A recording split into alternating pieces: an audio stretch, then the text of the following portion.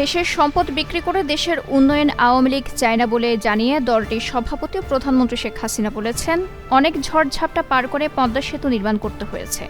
সাধারণত কোনো প্রকল্প শেষ হলে সেই শেষ হওয়ার অনুষ্ঠান হয় না, কখনো করা হয় না, এমনিতেই শেষ হয়ে যায়। বাংলাদেশের জনগণের টাকায় পদ্মা সেতু নির্মাণ করা হয়েছে। আজ শুক্রবার পদ্মা সেতু প্রকল্পের সমাপনী অনুষ্ঠানে এ কথা বলেন তিনি।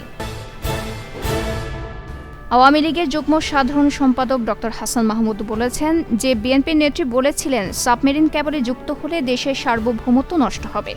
সেই বিএনপি কানেক্টিভিটির মর্ম বোঝার কথা নয়। শুক্রবার হাসান মাহমুদ বলেন, আমরা কানেক্টিভিটি বাড়ানোর জন্য ভারতের সাথে বিভিন্ন সমঝোতা করেছি, নেপালের সাথেও কানেক্টিভিটি হবে। চীনে যাওয়ার জন্য প্রধানমন্ত্রী শেখ হাসিনাকে ভারতের অনুমতি নিতে হয়েছে বলে মন্তব্য করেছেন বিএনপির সিনিয়র যুগ্ম মহাসচিব রুহুল কবির রিজভী। তিনি বলেন, চীনে যাওয়ার জন্য শেখ হাসিনাকে অনুমতি নিতে হয়েছে। দিল্লির অনাপত্তি সার্টিফিকেট নিয়ে চীনের কাছে যেতে হচ্ছে। শুক্রবার রিজভী বলেন, আজকে ভারতের অনুমতি নিয়ে শেখ হাসিনাকে চীনে যেতে হয়, এটা জাতির জন্য লজ্জা। এই কাজ খালেদা জিয়া করেননি।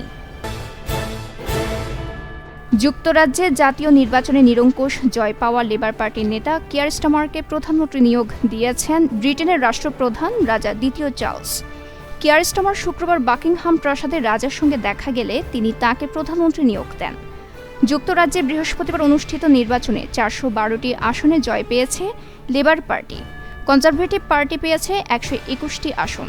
এ নির্বাচনে লেবার পার্টির মনোনয়ন নিয়ে পার্লামেন্টে যাচ্ছেন বাংলাদেশি বংশোদ্ভূত 4 নারী। বাংলাদেশ দাবা ফেডারেশনে চলছিল জাতীয় দাবা প্রতিযোগিতার 12তম রাউন্ডের খেলা। এনামুল হোসেন রাজীবের বিপক্ষে খেলছিলেন জিয়াউর রহমান। আজ দুপুর 3টায় শুরু হওয়া ম্যাচটিতে হঠাৎ করেই মাটিতে লুটিয়ে পড়েন জিয়াউর। সঙ্গে সঙ্গেই তাকে শাহবাগের ইব্রাহিম কার্ডিয়াক হাসপাতালে নিয়ে যাওয়া হয়। সেখানে চিকিৎসকরা তাকে মৃত ঘোষণা করেন। টাইব্রেকারে ইকুয়েডরের প্রথম 2টি শট ঠেকিয়ে দিলেন আর্জেন্টিনা গোলরক্ষক এমিলিয়ানো মার্টিনেজ। প্রথম শটে লিওনেল মেসি ক্রসবারে মারলেও মার্টিনেসের বিরুদ্ধে সেমিফাইনালে জায়গা করে নিল লিওনেল স্কালোনির দল। হিউস্টনের এনআরজি স্টেডিয়ামে শুক্রবার সকালে মূল ম্যাচ ড্র হওয়ার পর পেনাল্টি শুট আউটে ইকুয়েডরকে 4-2 ব্যবধানে হারায় আর্জেন্টিনা। এর আগে নির্ধারিত 90 মিনিটে 1-1 সমতায় থাকে ম্যাচ।